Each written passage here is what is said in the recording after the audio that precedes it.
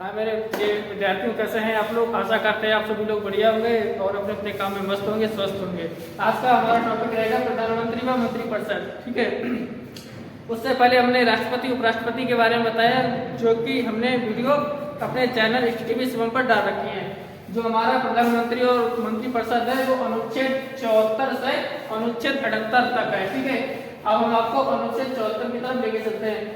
संघीय मंत्रिपरिषद का प्रावधान सामान्य 3 प्रकार के मंत्री हैं, जिसमें हमारे पहले मंत्री होते हैं कैबिनेट मंत्री, दूसरे मंत्री होते हैं हमारे राज्य मंत्री और तीसरे मंत्री होते हैं हमारे उप मंत्री। ठीक है, राष्ट्रपति मंत्रिपरिषद की सलाह और सिफारिश से कार्य करेंगे। किसकी सलाह पे कार्य करेंगे? मंत्रिपरिषद। कौन करेगा? राष्ट्रपति करेंगे। ठीक है, यानी जो राष्ट्रपति हैं वो मंत्रिपरिषद की सलाह पर कार्य सिफारिश से कार्य करेंगे। ठीक है, ये यहाँ पे आप समझने वाला पॉइंट है, समझिए। जो राष्ट्रपति होते हैं वो मंत्रिपरिषद की सलाह और सिफारिश से काम करेंगे। जैसा मंत्रिपरिषद सलाह और सिफारिश करेगी, राष्ट्रपति वैसा ही कार्य करेंगे। अब हम अपने अगले अनुच्छेद 75 पे आते हैं। 75(1). ठीक है, प्रधानमंत्री की नियुक्ति राष्ट्रपति द्वारा होती है या करते हैं। ठीक है, यानी जो प्रधानमंत्री की जो नियुक्ति है वो कौन करता है? वो करते हैं राष्ट्रपति। इन जो प्रश्न हम आपको बोल रहे हैं, ये प्रश्न हमारे जो एग्जाम में आ जाते हैं। ठीक है, इन प्रश्नों को हम ऑब्जेक्टिव प्रश्न के तौर पर रख सकते हैं। जैसे कि जो हम कभी कभी पूछ लेता है कि जो मंत्रिपरिषद की सलाह पर कौन कार्य करता है? राष्ट्रपति करते हैं। ठीक है, और राष्ट्रपति और मतलब इसका ऑब्जेक्टिव कर सकते हैं, उल्टा कर सकते हैं, राष्ट्रपति किसकी सलाह पर कार्य करता है? तो हम कह सकते हैं मंत्रिपरिषद। अब हमारा 75(1) मंत्रिपरिषद की प्रधानमंत्री की नियुक्ति राष्ट्रपति द्वारा की जाती है।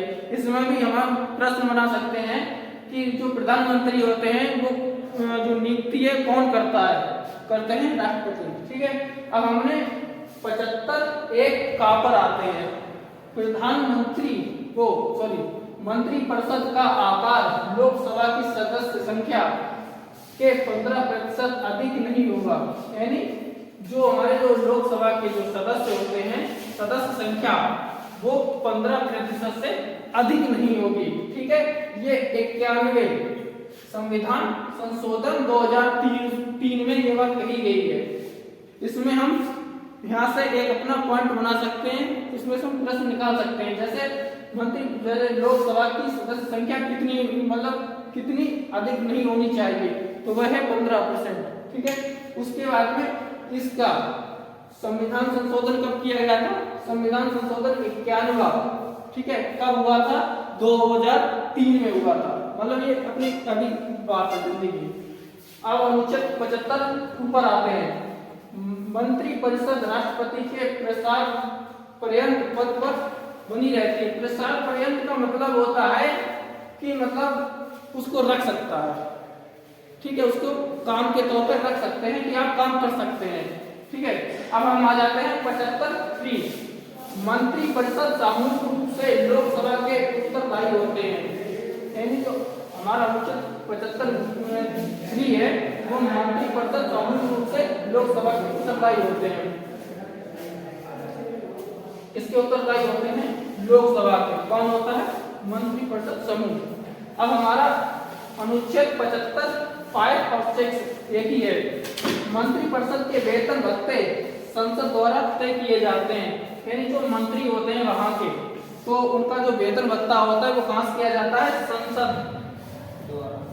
संसद द्वारा तय किए जाते हैं। इसमें हमारा एक प्रश्न बन सकता है कि जैसे जो मंत्रियों का जो वेतन भत्ता है वो कहां से देते हैं, तो हम कह सकते हैं उसका जो प्रश्न रहेगा उसका आंसर हमारा ये रहेगा, संसद द्वारा तय किए जाते हैं। ठीक है, अनुच्छेद 78 प्रधानमंत्री के कर्तव्य। ठीक है, शांत हो जाओ। पहला पॉइंट जिसमें हमारे प्रधानमंत्री जो कर्तव्य आते हैं, जिसमें हमारा पहला पॉइंट है संघ के कार्यकाल के प्रशासन संबंधी और विधान विषयक स्थापना संबंधी मंत्रिपरिषद के सभी विनिश्चय राष्ट्रपति को सूचित करें।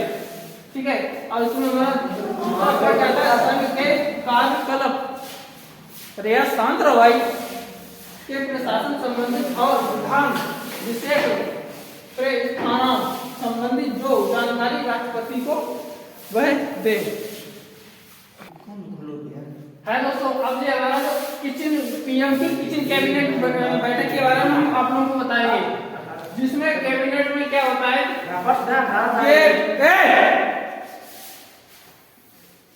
पीएम की जो क्या नाम सदस्य होते हैं, ये इनकी पर्सनल कैबिनेट होती है। जैसे पीएम के बाद इनके जो पर्सनल कैबिनेट रहेंगे वो रहेंगे मंत्रिपरिषद और कैबिनेट, ठीक है। उसके बाद में कैबिनेट मंत्री आ जाएगा, राज्य मंत्री, मंत्रिपरिषद और स्वतंत्र वार, मतलब ये इनके पर्सनल रहेंगे। पर्सनल इनके जो लोकप्रिय मंत्री होते हैं वो 2 से 3 रहते हैं मात्र, क्योंकि ये जो किचन कैबिनेट होती है इनकी पर्सनल होती है। इसमें ये क्या करते हैं कि जैसे इनको कोई नीति बनानी है तो वो नीति सिर्फ 2 से 3 लोगों के बीच में पहले ये डिस्कस करते हैं, उसके बाद में ये सभी लोगों के सामने आते हैं। जैसे कि आपने इसमें देख रहे हैं पहले पीएम, फिर कैबिनेट, फिर उसके बाद मंत्रिपरिषद, इसी में 2 या 3 मतलब जो है नेता या मंत्री रहते हैं। उसके बाद में फिर ये कैबिनेट मंत्री, राज्य मंत्री, मंत्रिपरिषद का प्रभार, वो स्वतंत्र प्रभार, यानी फिर ये कोई नीति बनाई उन्होंने, फिर उस नीति को ले जाके सभी लोगों के समक्ष रखते हैं, ठीक है।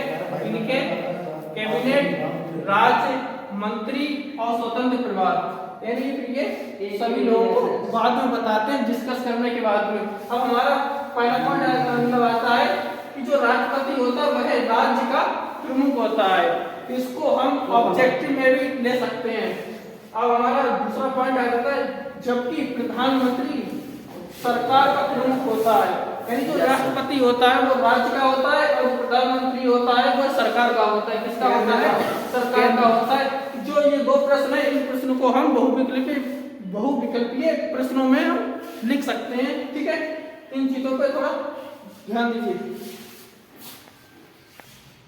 अब हम आ जाते हैं प्रधानमंत्री के कार्य। उससे पहले हम देखेंगे, आप लोगों को बता रहे हैं कि जैसे प्रधानमंत्री किस अनुसूची के तहत शपथ लेता है तो वह तीसरी अनुसूची होती है। कौन सी अनुसूची होती है? तीसरी अनुसूची के तहत शपथ लेता है।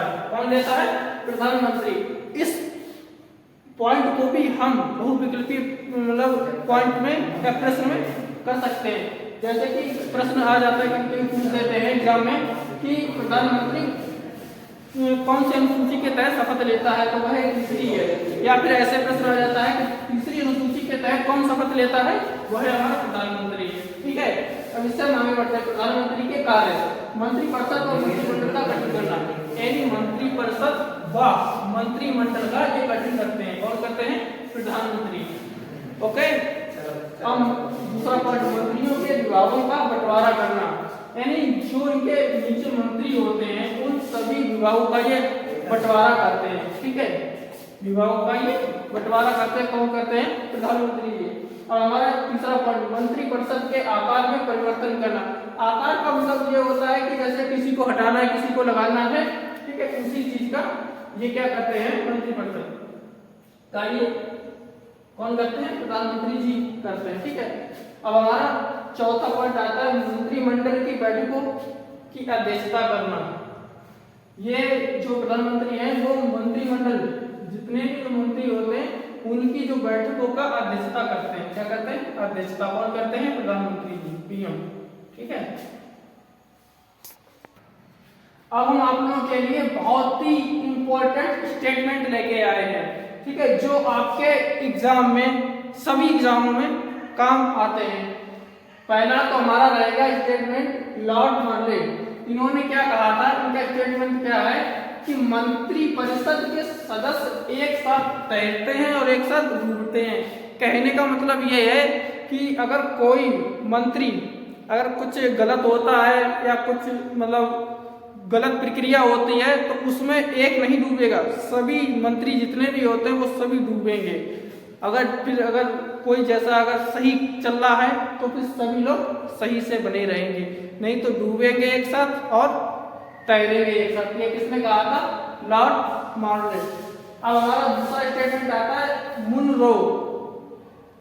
ठीक है, इन्होंने क्या कहा था, प्रधानमंत्री वह राज्य की नौका का कप्तान है। कौन है? प्रधानमंत्री। ये किसने कहा था? मुनरो ने। प्रधानमंत्री के लिए क्या कहा है? वह राज्य का कप्तान है।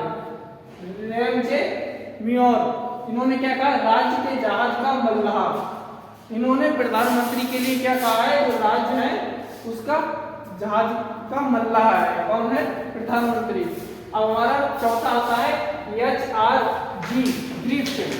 इन्होंने क्या कहा? सरकार देश की प्रमुख है और वह प्रधानमंत्री सरकार का प्रमुख है। मतलब जो क्या नाम ये है, सरकार का जो कौन प्रमुख है? प्रधानमंत्री है। आज की हमारी वीडियो यहीं पर समाप्त होती है। सभी स्टूडेंट विद्यार्थियों से हमारा कहना है कि आप सभी लोग हमारी वीडियो देखें, लाइक करें, शेयर करें, कमेंट भी करें और ज़्यादा से ज़्यादा हमारी वीडियो को शेयर करें। आज की जो वीडियो है हमने बहुत ही कम शब्दों में ज़्यादा से ज़्यादा आपको बताने का प्रयास किया है।